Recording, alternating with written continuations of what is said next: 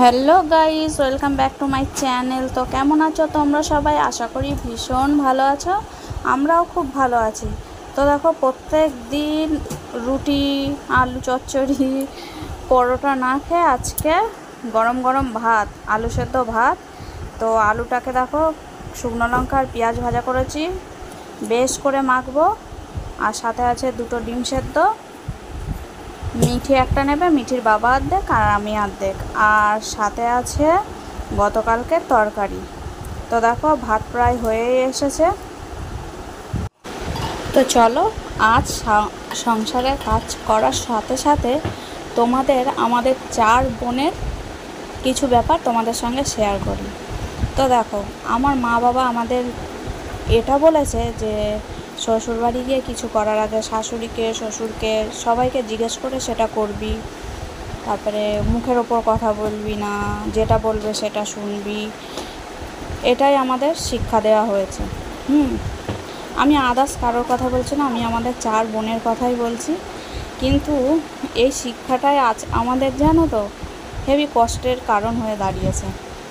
কারণ আমরা এমন পরিবেশে মানুষ হয়েছি যে আমরা কারোর মুখের ওপর কোনো বড়, ধরো আমাদের থেকে বয়সে যারা বড়, তারা অন্যায় কিছু বললেও পাল্টা জবাব দিতাম না। কারণ ভাবতাম না বড়দের ওপর কথা বলবো। কিন্তু এখন বুঝতে পারি যে যেটা অন্যায় ছিল তার হয়ে প্রতিবাদ করা দরকার ছিল, তাই না? কিন্তু সেরকম তো আমাদের শিক্ষা না। মুখ বুজে সহ্য করাটাই এটা হচ্ছে আমাদের শিক্ষা। তো এখনও পর্যন্ত যদি আমাদের 4 বোনের সংসারে কিছু হয়, মা বাবা এখনও পর্যন্ত বলে যে কিছু বলার দরকার নেই, ওটা সব সংসারেই হয়, চুপ করে সহ্য কর। কিন্তু এখন এই সংসার করতে করতে এখন বুঝে গেছি যে মুখ বুজে সহ্য করলে হবে না। যত মুখ বুজে সহ্য করবে ততই তারা পেয়ে বসবে। তো সেজন্য পাল্টা জবাব দিতে শিখতে হবে।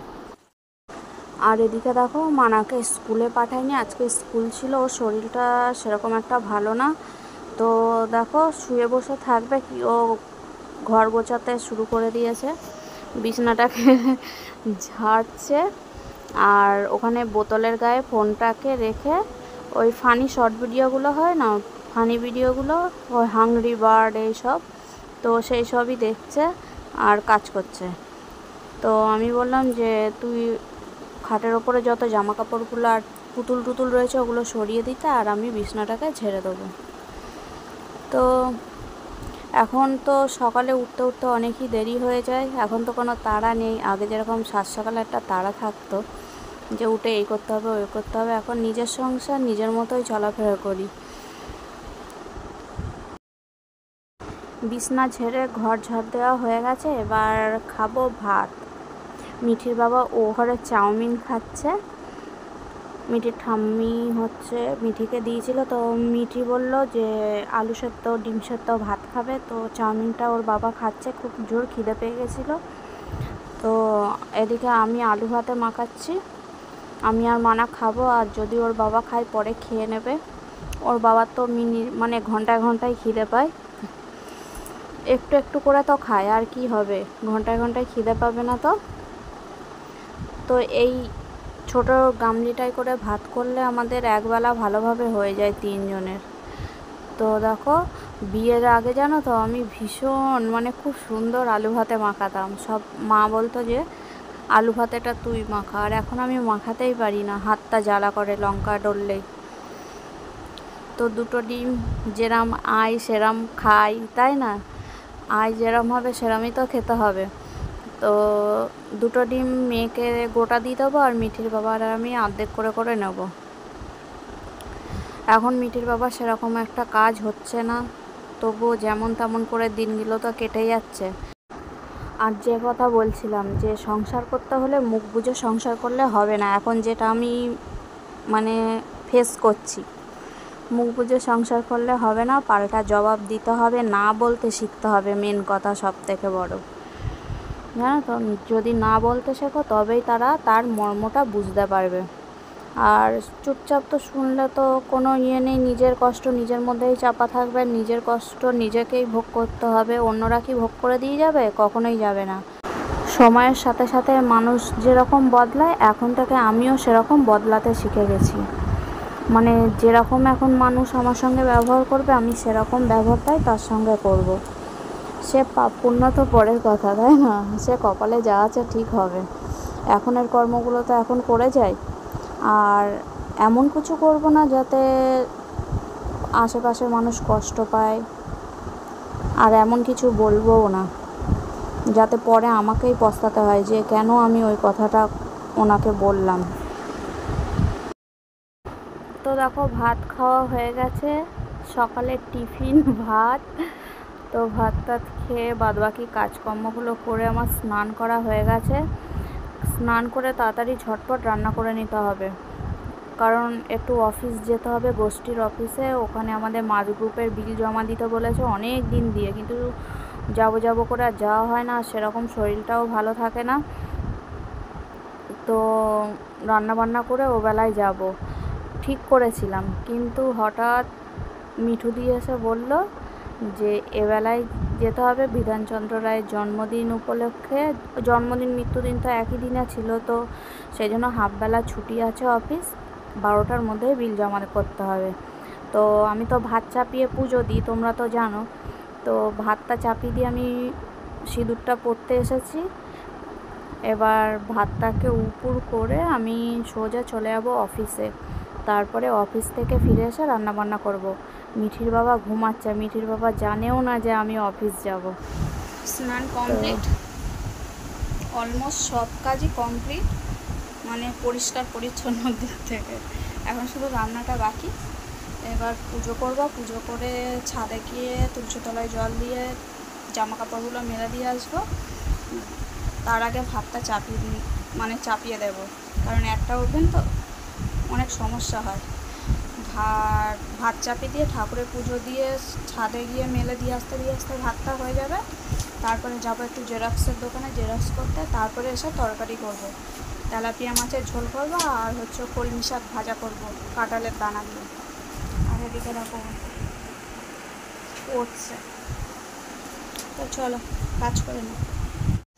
নর্মালি শাড়ি পরে চলে গেছিলাম অফিসে, তাড়াহুড়ো করছিল, তো গিয়ে রান্না করব, শুধু ভাতটা উপর দিয়ে রেখে চলে এসেছিলাম। হয়ে গেছে, কাজ কমপ্লিট হয়ে গেছে, এবার গিয়ে রান্না করব। ওবেলায় তাহলে আর বেরোতে হবে না। 2টো বেজে গেছে, রান্নাবান্না কমপ্লিট। মিঠির বাবা স্নান করছে, মিঠি ঘরে টিভি দেখছে, আমার গ্যাস মোছা হয়ে গেছে, আর অর্ধেক বাসনও মাজা হয়ে গেছে। শুধু খাওয়া দাওয়ার পরে যেইটুকুনি হচ্ছে বাসন থাকবে সেগুলো মাজবো, হয়ে যাবে কাজ কমপ্লিট। আর মেঘ করেছিল, মিঠির বাবা ছাদে গিয়ে যেগুলো মেলে দিয়েছিলাম সেগুলো তুলে এনে দিয়েছে, বারান্দার দড়ি দিয়ে মেলে দিয়েছি। তো চলো তোমাদের দেখিয়ে দিই আজকে দুপুরে কী কী রান্না হয়েছে। ভাত,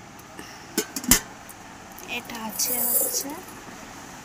ডিমের ঝোল, দেখো এটা হচ্ছে মিঠির বাবা বলছি, সরি এটা মিঠির ঠাম্মু দিয়েছে। আর এটা আমি রান্না করেছি, দেখো কলমি শাক ভাজা কাঁঠালের দানা দিয়ে, আছে তেলাপিয়া মাছ ভাজা রেখেছি শাক ভাজা দিয়ে খাবো বলে। আর এখানে দেখো ঝিঙে দিয়ে আলু দিয়ে বাইলান টিকা মাছের ঝোল। এখন শুধু জ্যান্ত মাছই খাওয়া হচ্ছে, মিঠির বাবা পুকুর জলে যাচ্ছে তো, আর মাছ আনছে, সেইগুলোই খাওয়া হচ্ছে।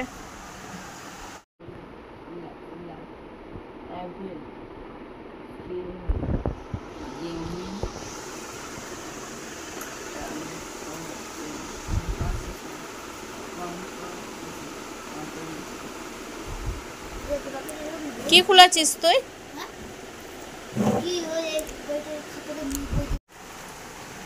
6টা 10 পড়তে চলে এসেছে। এই যে মানাও ঘরে এখনো টিভি দেখছে। তো এবার সন্ধে দেবো, সন্ধে দিয়ে আর কোনো কাজ নেই, এখন পড়াবো, শুধু পড়াবো।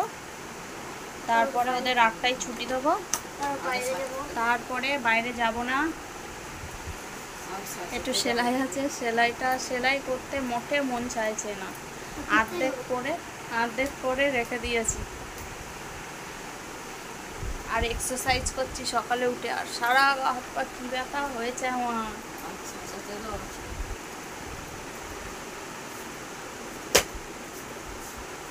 তো চলো এদের পড়িয়ে নিই, ঠিক আছে?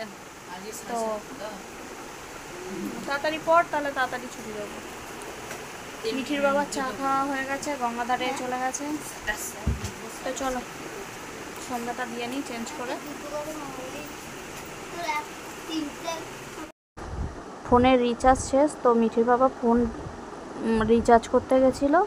তো আসার কথা বলেছিলাম, আমাদের এখানে কুটির মাঠের পাশেই বুড়ি পিসির দোকান আছে, ওখানে 3 টাকা 2 টাকা চপ বিক্রি হয়। তো আনতে বলেছিলাম, এনেছে। হেভি দারুণ খেতে হয়, জানো তো।